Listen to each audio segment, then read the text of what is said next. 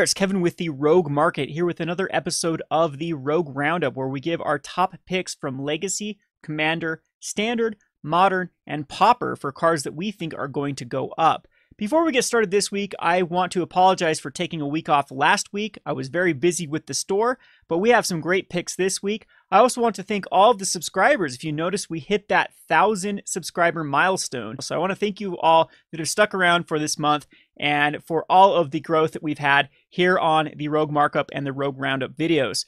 So this week, we're going to start off with Legacy. For my pick this week is going to be Terminus.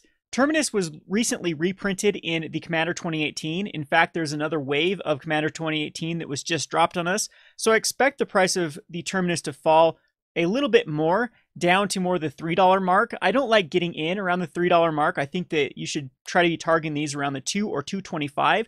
The reason why I really like Terminus, it's a Commander staple. I think that eventually Commander itself will start to outstretch the supply, and this card will go up to the $4 plus range within 3, 4, 5, 6 months. But it's also being heavily played right now in Legacy, mainly due to Miracles. Miracles is now the top dog in Legacy. It is starting to prey on all the degenerate decks. It started to come back up due to the fact that Deathrite Shaman was banned, and there wasn't a lot of graveyard hate. But Miracles does a good job of combating those type of strategies. So I think that Terminus being played as a 4 of in the number 1 deck at getting in around the $2.25 price tag is a smart pick.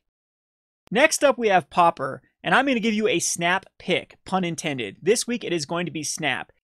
Snap looks like it's at its 12-month low, and what I like about it is that the buy list versus TCG market price is razor thin.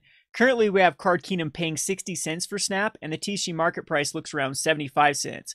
Usually when that is happening, something has to give, and the market price will adjust accordingly, and that means that Card Kingdom probably has a very low supply comparatively how much they're selling. So I think the Snap is going to go up. This is a card that historically has had a lot of casual appeal, and also does have some appeal from Commander. So putting all those factors together, having it being a heavily played card in Pauper, having it see play in Casual and Commander, and having that buy list spread be ideal, I think the Snap has seen its bottom and is going to start to have that trajectory where it starts to eke up and could double up within the next year. I like picking up Snaps 50 to 55% on Card Sphere, or if you can find these in bulk bins, of course, this is something you should snap up. Moving on to Modern, I like Bloodghast. I like Bloodghast for 2 reasons. A, Bloodghast is seeing a lot of play in Dredge, and like I've said in previous videos, Dredge seems to be the flavor of the week on Modern.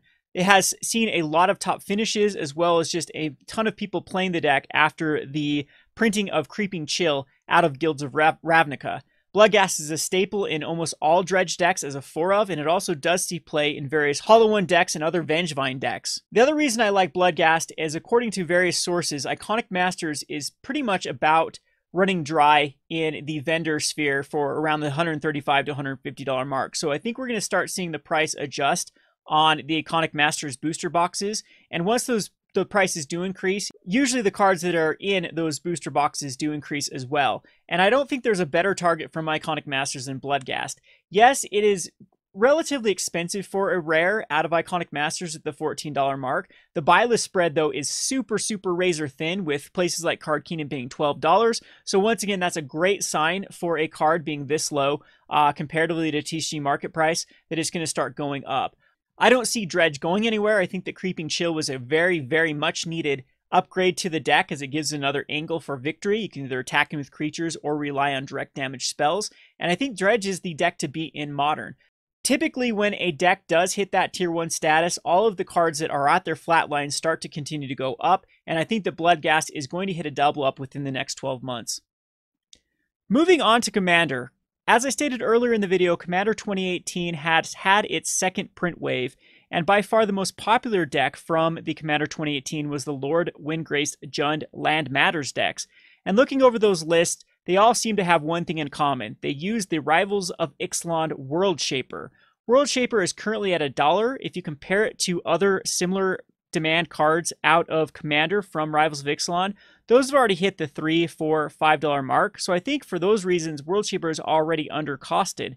We also have Gruul coming up that has Berigamos that traditionally has had some sort of land theme to it. The last time Berigamos was printed, you could discard lands, so World Shaper fits within that theme.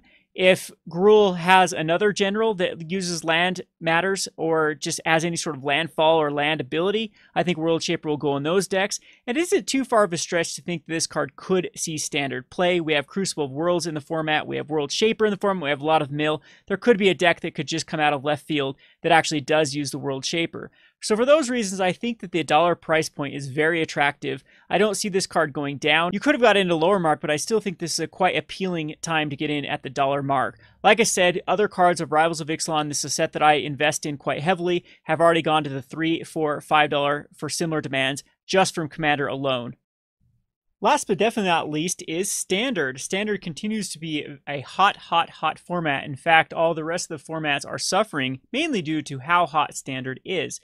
Now, we have seen a lot of Standard cards start to flatline out. The most played cards like the History of Benalia or Jadelight Ranger or Arclight Phoenix have hit their top and have started to flatline out, but I think there's a lot of opportunity for the future known cards that we know are going to go up. Sometimes the best indicator of the future is the present, and presently we saw cards that matched the shock lands. So the check lands that matched the shock lands had a double or a triple up, so think cards like Sulphur Falls. So next set with Ravnical Allegiance, we know there is going to be another run of shock lands. So it is not a far stretch whatsoever to think that the check lands that match the shock lands are also going to have that double up or triple up. The one that I like specifically is Isolated Chapel. Isolated Chapel, I think, is the best position to have the highest demand for Standard. I think right now that both Black-White Vampires and Black-White Knights are suffering from some awkward mana, with the Isolated Chapel often coming to play tapped and not having another dual land that fits in that slot. With Godless Shrine, though, it's going to lead to those scenarios where Godless Shrine can come into play untapped, as well as Isolated Chapel the following turn coming into play untapped. And in an aggro deck like Knights or Vampires, that is the difference between winning and losing those games. Where I also like this is with Esper. Esper is going to get 2 shock lands that are going to allow Isolated Chapel to come into play untapped. And in a control deck is very similar. You want those lands ideally to come into play untapped, especially if you're going to have some of the shock lands come into play tapped. So for those reasons, I like Isolated Chapel. It has had more of a printing in the modern event deck, but other than that, it is still just the traditional Dominaria and Innistrad 2 printings. And at the price point at about around the $3.50 mark, I think this is a steal. We've already seen a lot of vendors up the price from $4.50 to $5. You can still find these cards for as cheap as $3 at various outlets. So if you can find these cards for that price point, I think you have to pick these up. I hope you enjoyed this list of cards from this week's episode of the Rogue Roundup. Be sure to check back next week. Or if you're a fan of this type of financial content, be sure to subscribe, like, and comment. What are your 5 cards you're going to be investing in? Be sure to check out my other channel over at roguedeckbuilder.com for our weekly Market Monday episode. Thanks for watching.